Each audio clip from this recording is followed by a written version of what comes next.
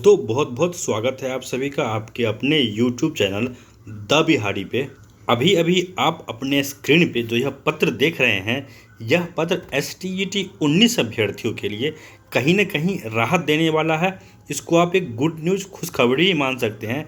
STET 19 के वैसे अभ्यर्थियों के लिए जो मेरिट में हो या नॉट इन मेरिट में हो, जिनका एकमात्र डिमांड यही था कि बिहार सरकार STET 19 की बहाली अब STET के मार्क्स पे करे। आप लोगों के लिए बहुत राहत भरी खबर है। आप देख सकते हैं इस पत्र का डेट जो दिया गया है 29/4/2022 यानी कल का यह पत्र है। किस संदर्भ में यह पत्र लिखा गया है और क्या इसका डिटेल है, आइए हम लोग इसको डिटेल में देखते हैं।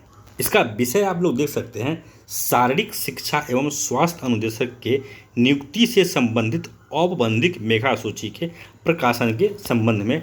आप लोग को पता होगा कि STET 19 के नोटिफिकेशन के साथ ही फिजिकल टीचर का नोटिफिकेशन भी आया था और इन लोगों का मेघा सूची अब बनना शुरू हो गया है।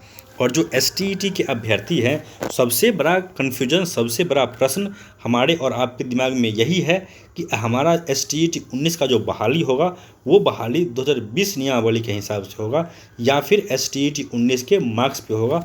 तो आगे जो मैं आपको दिखाने जा रहा हूँ, ये देखने के बाद आपको भी राहत मिलेगी और आप भी जितने भी अभ्यर्थी हैं समझ पाएंगे कि सरकार कहीं ना कहीं STET के मार्क्स पे ही आगे बढ़ने के मूड में है। और एक बात मैं यहाँ क्लियर कर दूँ कि भले आप मेरिट के हों या नॉट इन मेरिट के हों, जब सरकार ने मेरिट नॉट मेरिट ख़त्म कर दिया है तो इस विवाद से आप ऊपर उठ जाइए।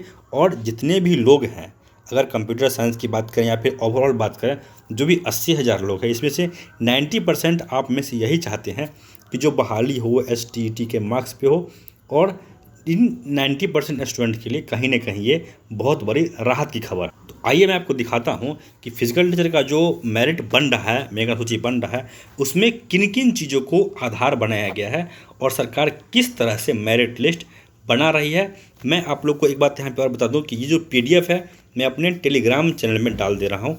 आप लोग इस PDF को अच्छे से वहाँ पे देख सकते हैं और क्या क्या बातें इसमें कही गई है आप लोग उसको देख सकते हैं। लेकिन मेरा मेन यहाँ पर्पस ये है आप लोग को दिखाना कि फिजिकल टीचर का जो मेरिट बन रहा है वो किस आधार पर बन रहा है, ये मैं आप लोग को बताना चाह रहा हूँ।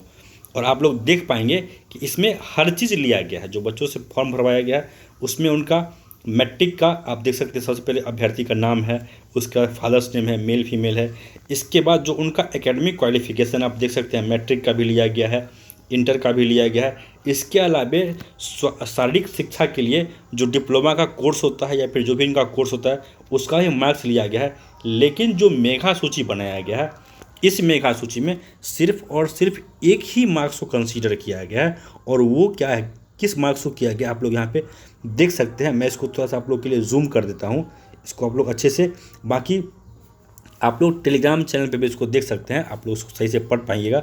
देखिए यहाँ पे क्या कहा गया है, शारीरिक शिक्षा एवं स्वास्थ्य अनुदेशक योग्यता परीक्षा का प्रतिशत अंक, यानी कि इन लोगों के लिए जो एग्ज़ाम हुआ तो उस एग्ज़ाम में इन लोगों ने जो मार्क्स स्कोर किया है सिर्फ और सिर्फ उसी मार्क्स को कंसीडर किया गया है मेघा अंक में। यानी कि अगर इसको हम लोग STET में जो टीचर बनने वाले हैं माध्यमिक उच्च माध्यमिक के, उसके संदर्भ में देखें तो सीधे तौर पे आप लोग कह सकते हैं कि ये जो बहाली हुई है या फिर जो बहाली हो रही है वो STET के मार्क्स पे हो रही है, एकेडमिक के मार्क्स पे नहीं हो रही है। और इस बहाली में एकेडमिक के मार्क्स का जो वेटेज है उसको 0 कर दिया गया है। रही बात, अभी भी जो कुछ अभ्यर्थी हैं जैसे कि 10% लोग हैं जो ये चाह रहे हैं कि एकेडमिक के मार्क्स के आधार पे बहाली हो, वो अभी भी एक आर्गूमेंट देंगे कि जो नियमावली 2020 है उसमें ये बातें कही गई है कि बहाली एकेडमिक मार्क्स के आधार पे, यानी एकेडमिक प्लस B.Ed अपॉन 2 करके बहाली करने की बात आपका जो नियमावली 2020 है वो कहता है।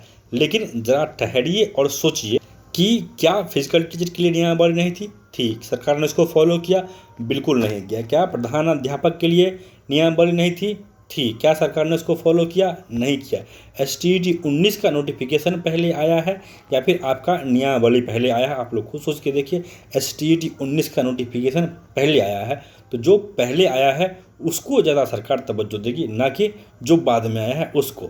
और दूसरी सबसे बड़ी बात, अगर आप नोटिफिकेशन निकालते हैं और उसमें आप कहते हैं कि हम एक एग्ज़ाम लेंगे और उसके आधार में मेरिट बनाएंगे, और फिर बाद में अगर आप नियमावली बनाते हैं जिसमें कुछ त्रुटि है, तो आपको नियमावली को ही संशोधित करना पड़ेगा और कहीं ना कहीं सरकार को ये करना पड़ेगा, और सरकार भी कहीं ना कहीं उसी रास्ते पे आगे बढ़ती हुई दिख रही है।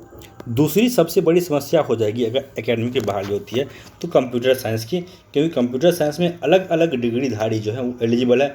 बीटेक वाले हैं, बीसीए एमसीए वाले हैं, पीजीडीसीए वाले हैं, इसके अलावे भी बहुत अलग अलग तरह का जो डिग्री है वो लोग भी कंप्यूटर साइंस में एलिजिबल हैं। तो अलग अलग यूनिवर्सिटी, अलग अलग डिग्री, सबों को एक साथ लाना एकेडमिक के मार्क्स के आधार पर संभव नहीं हो पाएगा। इसलिए एकमात्र रास्ता निकल के आता है STET 19 का मार्क्स। तो इस न्यूज़ को कहीं ना कहीं आप लोग राहत के तौर पर देख सकते हैं कि सरकार STET के मार्क्स के रास्ते आगे बढ़ रही है।